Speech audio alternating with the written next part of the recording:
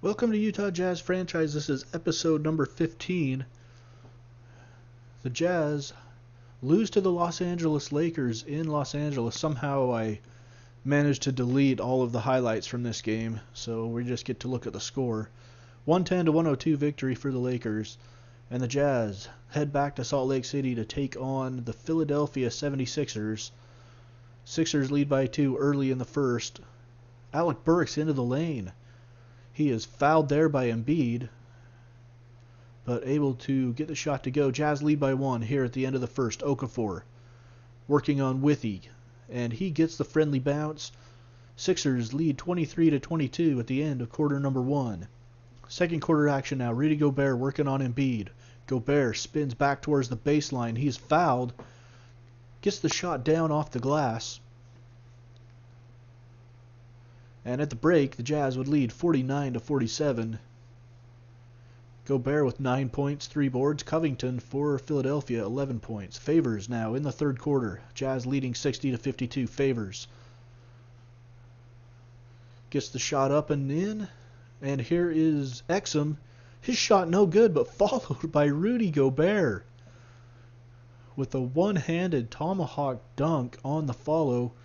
Gobert with the left hand, and the Jazz lead 75-70 at the end of quarter number 3 here in Salt Lake City. Gordon Hayward now. Time running out. Jazz lead just by 3. Gordon Hayward pump fakes.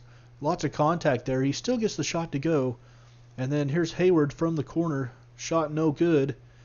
Trying to extend the lead. Jazz lead by 2 here. 5 seconds to go. Here's Bayless.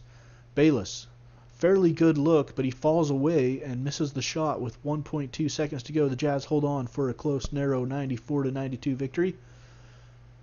Jazz shoot only 43%. Give up 54 points in the paint. But the Jazz bench outscores Philadelphia 35-25. Derek Favors, 22 points, 4 boards. Gordon Hayward, 14 points.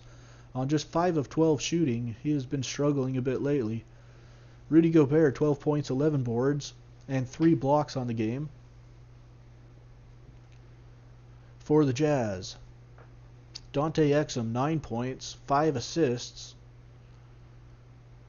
And Alec Burks with 8 points on 3 of 11 shooting. Rough day for Alec Burks. Moving on now, the Jazz taking on the Phoenix Suns.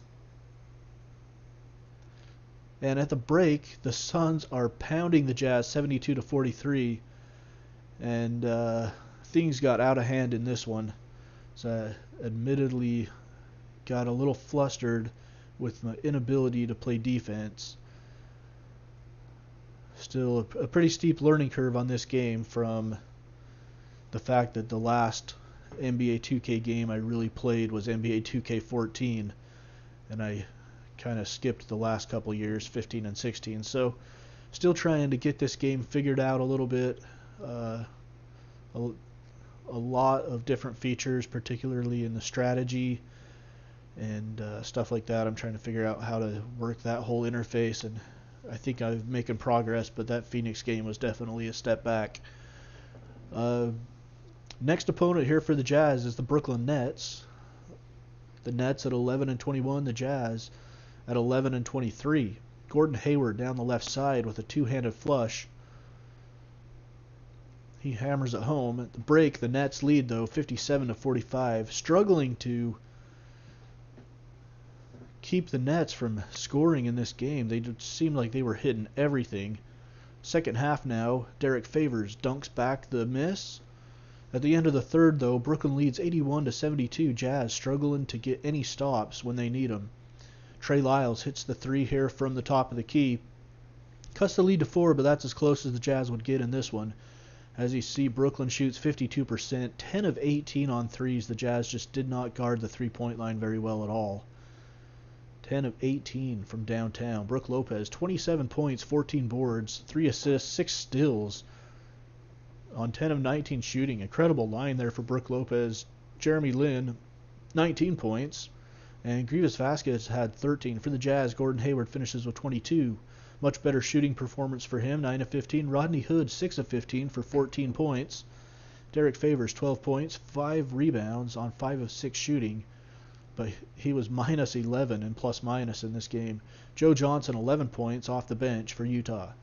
Regular season game number 36 now. The Jazz at 11 and 24, taking on the Boston Celtics, who are a little disappointing at 15 and 19. Here's Isaiah Thomas on the left side. Thomas hits the three, falling to his left. Dante Exum now looking to return the favor. Dante Exum, spin move, beautiful spin move and layup with the right hand. Jazz lead by 2. They would take a 4-point lead into the break. Celtics shooting 47%. Jazz, I made some adjustments here defensively, and they turned out to work fantastic in the second half as the Jazz defensively really put the clamps down on Boston. You see Boris Diaw here with the and one. At the end of the third quarter, the Jazz lead 78-70 here on the road. Here's Alec Burks up to the top of the key to Joe Johnson, and Johnson hits the three, putting the Jazz up by 11. Jazz by 7 now. Shelvin Mack in the air finds Trey Lyles on the right side. He hits the three. Jazz lead by 14. Exum around a screen. Exum hits the shot to put the Jazz up, and they would not look back. A 103-82 victory. As you see, the Celtics shot 40% and 25% on threes. One of the key adjustments I made in this game was to start going under the off-ball screens of the guards, who seemed to be like the defenders just were getting caught up in screens over and over, and they were getting wide open shots, and that seemed to work really well to go under the screens on that. And the rotation defensively was all good for the Jazz. You see Trey Lyles had a huge game for Utah with 22 points for the Jazz.